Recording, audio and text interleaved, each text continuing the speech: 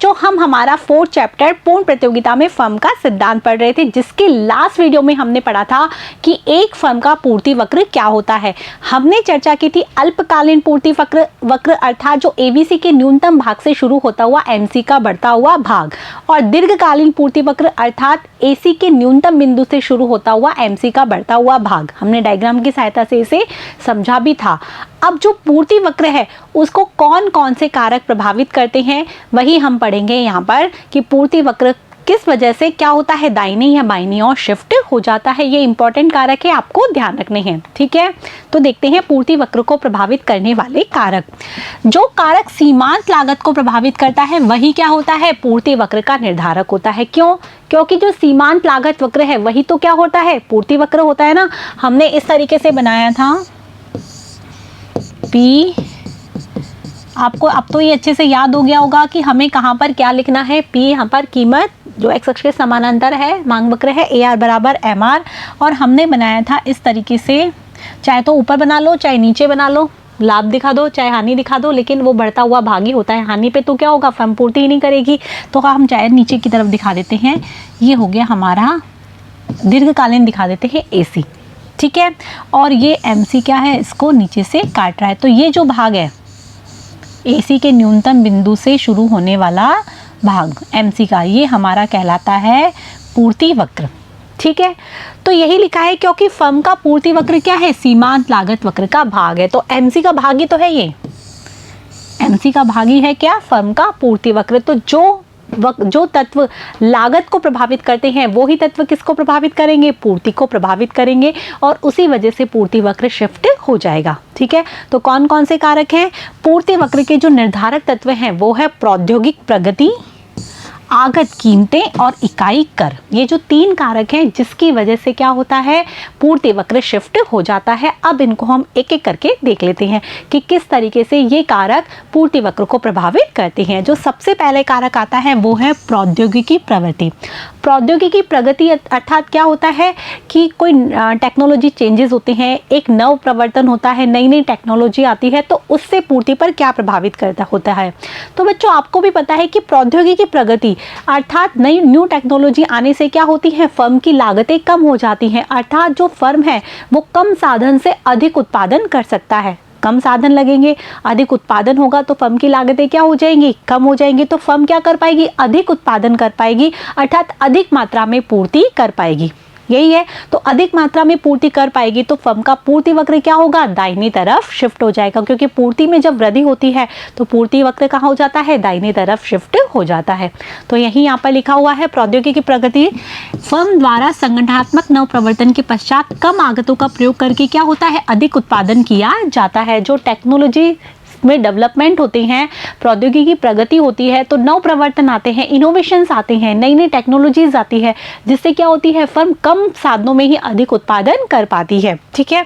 जिससे फर्म की सीमांत लागत क्या हो जाएगी, कम, लागतें क्या हो जाएंगी, फर्म की कम हो जाएगी, सीमांत लागत कम हो जाएगी, जिससे सीमांत लागत वक्र क्या होगा, दाहिनी ओर शिफ्ट हो जाएगा।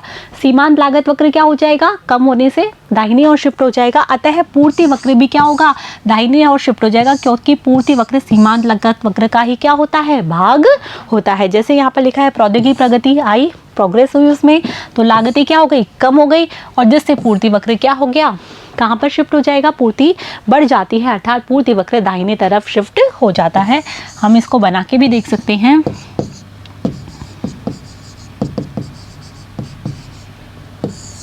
ये हमारा मान लो एसी है और ये हमारा है एमसी, ठीक है। हम ये मानते हैं कि ये पूर्ति वक्र है, ये हमारा, ठीक है। लागतें कम हुई तो इससे क्या होगा, पूर्ति वक्र दाहिने ओर शिफ्ट हो जाएगा। हम ये कह सकते हैं इस तरीके से लागतें कम होने से ये दाहिने तरफ शिफ्ट हो जाएगा, अर्थात ये इस तरीके से ये हमारा एमसी फर्स्ट बन जाएगा, ठीक है बच्चों, समझ में आ गया। तो लागतें कम होने से पूर्ति वक्र क्या होगा, दाहिने तरफ शिफ्ट हो जाएगा। अब आगे देखते हैं जो कौन सा दूसरा कारक है। दूसरा कारक है बच्चों आगत की कीमतें। कि आगत की जो कीमतें हैं वो किस प्रकार से क्या करती है, पूर्ति को प्रभावित करती है या लागतों को प्रभावित करती है। पूर्ति को, लागतों को, दोनों को प्रभावित करने वाला कारक सेम ही हो गए। आगत कीमतें, आगत मतलब जैसे कि हमने चर्चा की थी उत्पादन में लगाए जाने वाले साधन। तो उत्पादन में जो लगाए जाने वाले साधन है अर्थात जो इनपुट्स हैं, इनको हम इनपुट्स भी कहते हैं। हमने पहले भी बताया था जब हमने 3rd चैप्टर पढ़ा था कि जो इनपुट्स हैं उनकी कीमतें बढ़ जाएंगी, साधनों की कीमतें बढ़ जाएंगी, अर्थात भूमि महंगी हो जाती है, पूंजी महंगी हो जाती है, श्रम महंगा हो जाता है, तो क्या होगा, उत्पादन पे लगने वाला खर्चा क्या हो जाएगा, अधिक हो जाएगा। अब खर्चा अधिक हो जाएगा अर्थात लागतें क्या हो गई, अधिक हो गई, सीमांत लागत क्या हो गई, अधिक हो गई। तो इससे क्या होगा, लागत वक्र बाईं ओर शिफ्ट हो जाएगा अर्थात पूर्ति वक्र भी बाईं ओर शिफ्ट हो जाएगा।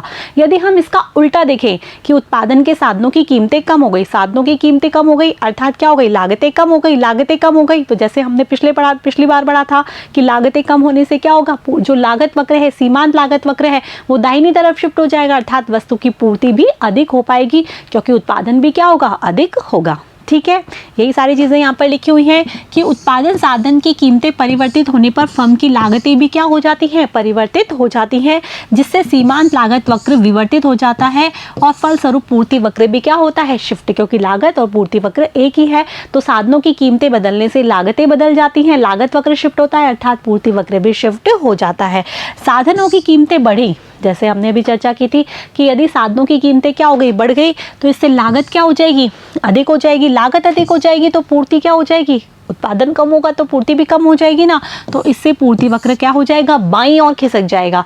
और इसका उल्टा यदि हम देखें, साधन कीमतें कम हो गई तो लागतें भी क्या हो गई, कम हो गई, इससे पूर्ति बढ़ जाएगी। लागतें कम हो गई अर्थात उत्पादन बढ़ जाएगा तो पूर्ति क्या हो जाएगी, बढ़ जाएगी और पूर्ति वक्र क्या हो जाएगा, दाईं ओर खिसक जाएगा। हम दोनों तरह के डायग्राम बनाकर दे सकते हैं, PAR MR। ठीक है, हम ये मान लेते हैं, यहीं से हम शुरू कर देते हैं कि ये हमारा MC वक्र है, ये AC है और ये MC है। तो ये हमारा इसका बढ़ता हुआ भाग क्या है, पूर्ति वक्र। ठीक है, यहाँ Q उत्पादन हुआ। आ रहा है बच्चों समझ में। यदि लागतें कम हुई तो उत्पादन क्या हो जाएगा, बढ़ जाएगा। लागतें कम होने पर क्या होगा, उत्पादन बढ़ जाएगा। तो इसीलिए क्या होगा, ये दाईं तरफ खिसक जाएगा तो उत्पादन क्या हो जाएगा, हमारा बढ़ जाएगा। ये MC फर्स्ट हो गया। ठीक है, और लागतें यदि अधिक आई, लागतें अधिक, उत्पादन के साधनों की कीमतें बढ़ने से लागतें अधिक आई तो क्या होगा, लागत वक्र बाईं ओर खिसक जाएगा। मान लो ये इस तरीके से इसके न्यूनतम पॉइंट से इधर खिसक जाता है MC, इसके न्यूनतम पॉइंट से MC2, तो ये क्या हो जाएगा, Q2। आ रहा है बच्चों समझ में। इसे हम और अच्छे से बता सकते हैं कि हम इसमें जो ये इसका न्यूनतम पॉइंट है उसके यहाँ से निकालेंगे इसको। ठीक है, तो इस तरीके से क्या होगा कि MC बाईं ओर खिसक जाएगा और ऐसे MC क्या हो जाएगा, यदि लागतें क्या होती हैं, कम, तो MC दाईं तरफ खिसक जाएगा। ठीक है, लागतें कम होने से MC क्या हो जाएगा, दाईं तरफ खिसक जाएगा। आगे बच्चों समझ में, यहाँ पर मैंने एक में बना दिया, आप चाहो तो इसको अलग अलग में भी बना सकते हैं, लेकिन इसको निकालना इसके न्यूनतम पॉइंट से ही है। ठीक है बच्चों, क्योंकि जो AC का न्यूनतम बिंदु है जहाँ से MC शुरू होता है वही क्या होता है, हमारा पूर्ति वक्र होता है। अब आगे देखते हैं, जो अगला कारण है वो है इकाई कर। अब बच्चों सरकार क्या करती है, जो भी वस्तु उत्पादित होती है उस पर कर लगाती है और हर प्रत्येक इकाई पे कर लगाती है। हमने जैसे इसका उदाहरण दिया था कि 8 रुपये में ये वस्तु बन रही है अर्थात ये लागत हो गई। अब जो उत्पादन करता है उस पर एक इकाई पर सरकार ने 2 रुपये कर लगा दिया तो इसकी कीमत जो लागत है वो कितनी हो गई, 10 रुपये हो गई उत्पादनकर्ता के लिए। अब उत्पादनकर्ता लाभ भी तो कमाना चाहेगा, तो अब इसको कितने रुपए में बेचेगा, 12 रुपये में बेचेगा। समझ में आया। तो लागतों में क्या शामिल हो जाता है, कर भी शामिल हो जाता है, क्योंकि उत्पादनकर्ता उस कर को खुद तो नहीं देगा, वो किस पर डालेगा, अपने उपभोक्ताओं पर डालेगा, क्रेताओं पर डालेगा। तो लागत किस में शामिल हो जाती है, लागतों में कर शामिल हो जाते हैं। जो कर की राशि जो सरकार द्वारा लगाई जाती है जिसका कि उत्पादनकर्ता भुगतान करते हैं वो लागतों में शामिल हो जाती है। इसके फलस्वरूप कीमतें क्या हो जाती हैं, बढ़ जाती हैं। जहां इसकी कीमत 10 रुपये होती वहां इसकी कीमत बढ़कर 12 रुपये हो गई। क्यों, क्योंकि इसमें सरकार के द्वारा इकाई कर लगा दिया गया। तो कहने का तात्पर्य यह है कि इकाई कर लगाने से लागतें क्या हो जाती हैं, बढ़ जाती हैं। लागतें बढ़ गई तो पूर्ति क्या हो जाती है, कम हो जाती है। पूर्ति कम हो जाएगी तो जो पूर्ति वक्र है वो कहाँ खिसक जाएगा, बाईं ओर खिसक जाएगा, उत्पादन भी कम हो जाएगा। तो यही यहाँ पर लिखा है कि इकाई कर अर्थात सरकार द्वारा उत्पादन की प्रति इकाई विक्रय पर लगाया गया कर। ठीक है। सरकार द्वारा प्रत्येक उत्पादित इकाई पर कर लगाने से फर्म की दीर्घकालीन औसत लागत व दीर्घकालीन सीमांत लागत क्या हो जाती है, बढ़ जाती है। कि सरकार के द्वारा यदि कर लगाया जाता है तो औसत लागत भी बढ़ जाएगी और सीमांत लागत भी बढ़ जाएगी। जैसे हम यहाँ देखते हैं, हम यहाँ पर बना लेते हैं इस तरीके से, ये AC है और ये है MC, ये है P कीमत पर। ठीक है बच्चों, समझ में आ गया। अब सरकार के द्वारा क्या लगा दिए जाते हैं, कर मानो सरकार के द्वारा T लगा दिया जाता है, T टैक्स कर लगा दिए जाते हैं। तो अब क्या होता है, इसकी कीमत यहाँ बढ़ जाती है। P से P0 यहाँ पर हम लिख सकते हैं, P तो पहले कीमत थी ही,